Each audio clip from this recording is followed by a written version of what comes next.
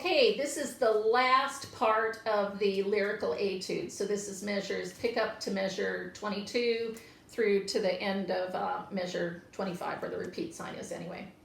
So measure 22, very straightforward. Measure 23, I actually take a breath after the tie of the high D. That seems to me to be a good place to take a breath. I know it's under a slur and theoretically we shouldn't break it there, but we often will break slurs if it makes more sense to get a breath there than not. The other tricky thing about these couple measures is you have these trills in measure 23 and then the little grace notes in measure 24.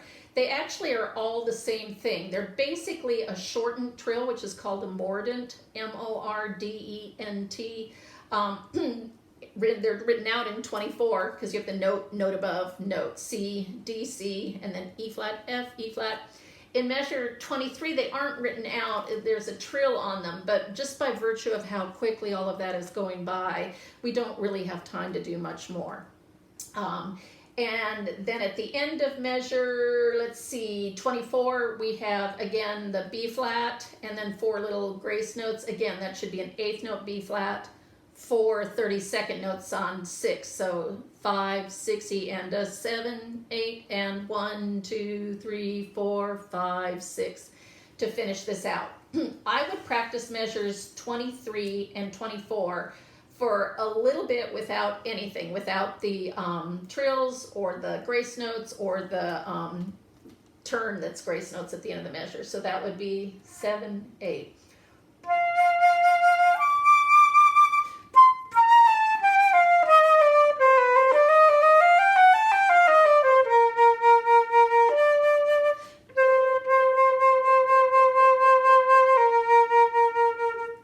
So that you sort of know what the basic speed of all of that mess is. Then I would practice the trills and the mordents on their own. So B flat to C is just your thumb on the B flat thumb key. G to A is that. It's G to A natural because you have an A natural preceding it in the measure. E flat to F we've already done. On the beginning of measure 24, the little C, D, C grace note mordent is just you're on a C and hit your first trill key, and then the E flat is the same idea. So I practice just those.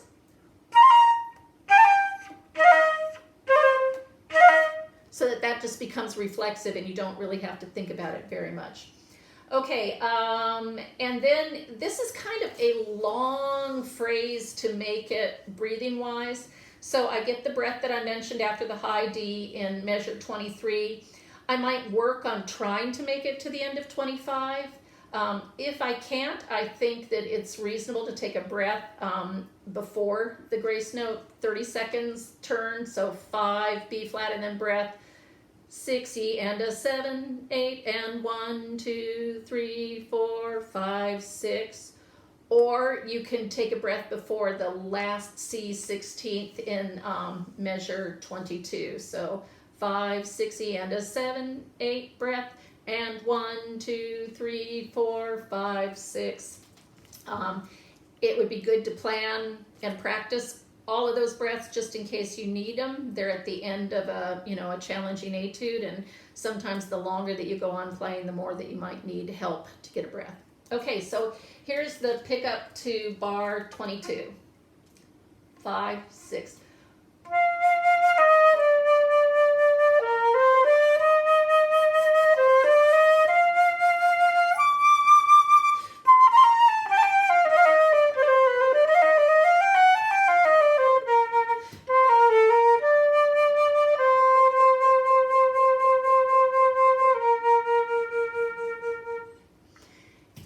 As I was practicing this, if I could kind of challenge myself breathing-wise and maybe make it to the end without a breath in there, that's fine. But if you need the breath, that's also fine. I think I'm a little bit under tempo for quarter note equals 60, and I did that on purpose because I think initially you want to very much make sure that you're accurate with the notes, with the rhythms, with all of these various ornaments of trills and mordents and so forth. If you work on this in just these little bits and pieces, you will learn it fairly quickly, actually. I think that we make make it more difficult for ourselves when we decide that we're going to learn the entire page of something like this. Just learn a little bit at a time, and in no time at all, you'll be playing the whole page.